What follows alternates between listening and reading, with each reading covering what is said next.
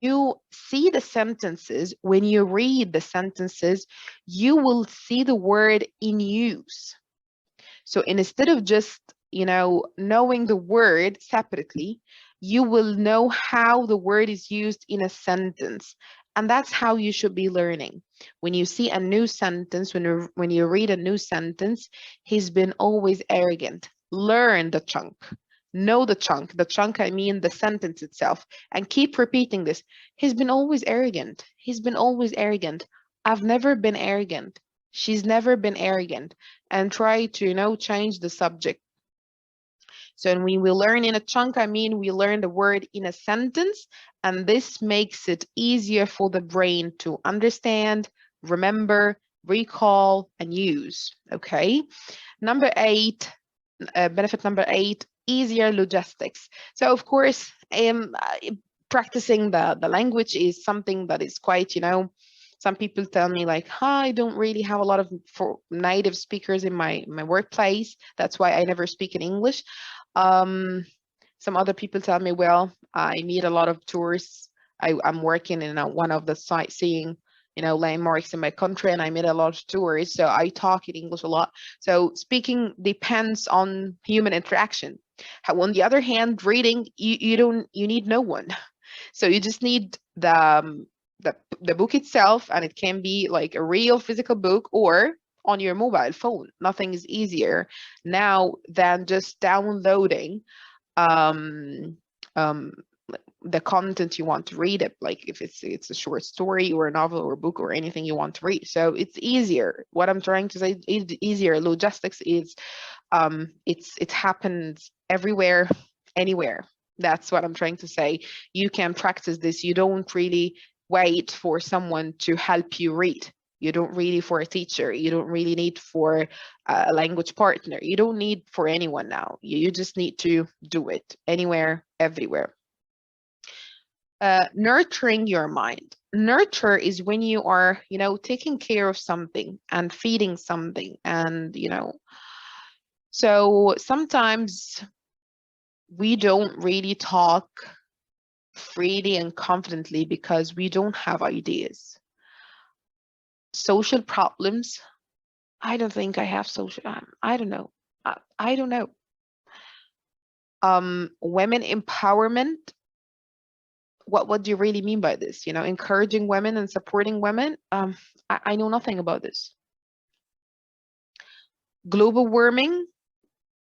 Yeah, I know that the global warming is like when the earth heats is rising, and this might affect the sea levels, and that's what I know. I know nothing. That's what I'm talking about. So when you don't know, when you have no ideas about different topics, so you just need to nurture your mind. You need to take care and to feed your mind. Feeding your mind by reading. This is a very good way of educating yourself. You need to educate yourself about so many topics and so many ideas, not only for the sake of vocabulary, but also for the sake of you as a person who is, knowledgeable. You have knowledge to talk about. 10, check your pronunciation. Of course, when you are reading out loud, you are able to check your pronunciation. You can record to yourself, like I'm reading now a passage or a piece of paper that is mainly in English, and I'm reading this out loud. I might record to myself on my mobile phone, and then I'd be listening to myself reading in English, whether I had any kind of language mispronunciation or I mispronounced a word or something. So mainly these are the 10 benefits when you do the reading out loud.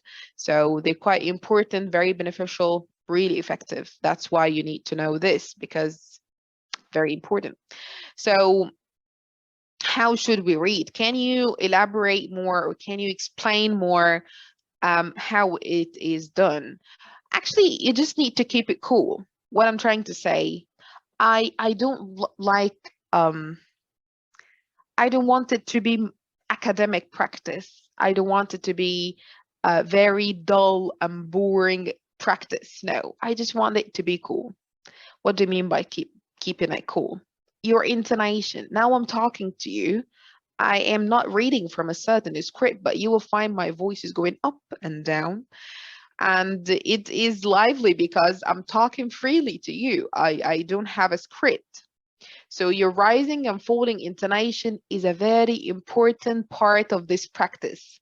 If you go monotonic, if you don't change the rhythm of your voice, this will lead to boredom. You will feel bored.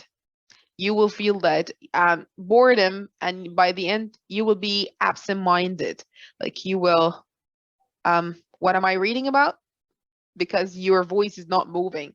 So try always to keep your brain alert and attentive by moving your intonation up and down as if you are a TV presenter. That's how I like to simplify it. As if imagine you are a TV presenter. Even in Arabic, they do have a very systematic way of phrasing and of phrasing and lowering their intonation in order to keep the audience alert. Second thing, engage your understanding. When you are reading, while you're reading out loud, I don't want you to focus only on the reading process and the intonation. No, I want you to understand what you're saying. Try. And this will require a certain, change to tweak something. When we tweak something, we change something. The things that when you're reading, try not to be fast. Don't go fast. So being fast actually is not a privilege. It's not an advantage. Okay. No, I just don't want you to be fast. What I want you to do is to be perceived, understood to yourself.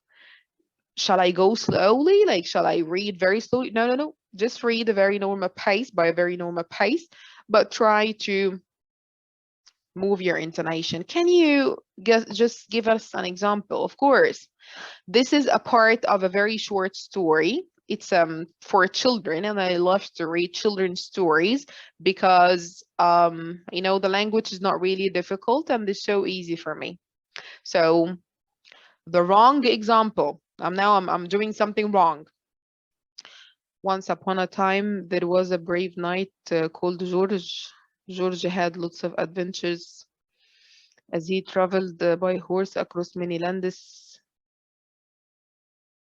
Boring, very boring. I'm not enjoying it. I need to enjoy. I love the story, so I selected this content. I loved it. So mainly I'm interested, but the way I'm reading is quite boring. Instead, you should be doing this is the right form, the right way. Once upon a time, there was a brave knight called George. George had lots of adventures as he traveled by horse across many lands. So try to move your intonation. Keep going. One day he came to a small village and met a man who lived in a cave next to the village. The hermit told the knight about the awful things that were happening there. A terrible dragon had come to live in the lake and attack the village every day. So as you can see, I'm not just reading, I'm presenting.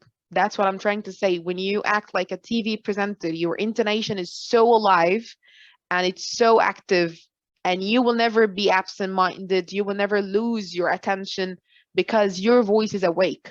Second of all, when I'm reading, I do understand. Like I know the sequence of events now. I know what is happening. Don't read without understanding. Try to understand. So if you feel like I didn't really get what was happening, read it again, not silently. Read it out loud, but try to go slowly. So if I read out loud, would I face any kind of troubles or problems?